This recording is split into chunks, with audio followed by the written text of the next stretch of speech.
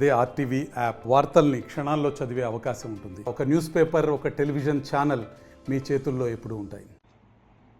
కూటమి ప్రభుత్వం ఏర్పాటయ్యి ముఖ్యమంత్రి చంద్రబాబు నాయుడు గారు ప్రమాణ స్వీకారం చేసి దాదాపు 9 నెలలు గడిచిన ఏదైతే ఎన్నికలకు ముందు ప్రజలకు ఇచ్చినటువంటి మాట, ఏదైతే ప్రజలకి ఇచ్చినటువంటి మేనిఫెస్టో,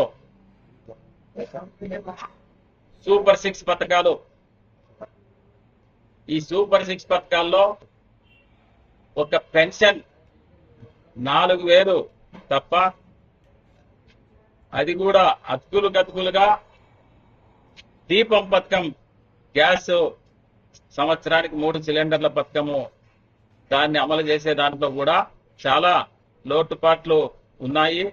ఆలూరు నియోజకవర్గంలో మరి వైఎస్ఆర్ పార్టీ గెలిచిందని చెప్పి ఇక్కడ విరూపాక్షి గారు మరి ఎమ్మెల్యేగా ఉన్నారని చెప్పి ఈరోజు కక్షపూత ధోరణితో ఇక్కడ ఏ విధమైనటువంటి ఆలూరుకి సంబంధించినటువంటి అభివృద్ధికి నోచుకునే విధంగా ఏది కూడా ఈరోజు కూటమి ప్రభుత్వం చేయలేకపోతా ఉంది. మరి దీన్ని ఆలూరు పైన సీతకన్ను మరి వేసినట్టు కనపడతా ఉంది. ఇటువంటిది మంచిది కాదు. ప్రజాస్వామ్యంలో ప్రతి 5 ఏళ్లకోసారి ఏ పార్టీ అధికారంలోకి వచ్చినా మరి మనం చేయాల్సినటువంటి బాధ్యత, మనం ప్రతి ప్రజలకి చేయాల్సినటువంటి బాధ్యత ఉందని చెప్పి ఆలూరుని కూడా అభివృద్ధి దిశలో మరి ప్రయాణం చేయడానికి మరి కూటమి ప్రభుత్వం కూడా ఆలూరు అత్యంత వెనకబడినది. ఏదంటే ప్రతిసారి కూడా ప్రతి సంవత్సరం ఇక్కడ నీటి పారుదల లేదు.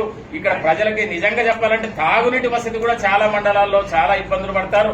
మరి రేపు వచ్చే ఇప్పటి నుంచి ఎండాకాలం వస్తా ఉంది. ఒక పక్క అన్ని మండలాల్లో కూడా దాదాపు తాగునీటి సమస్య ఉంది, సాగునీరు లేదు. పేదలంతా కూడా వలసలు వెళ్తా ఉన్నారు.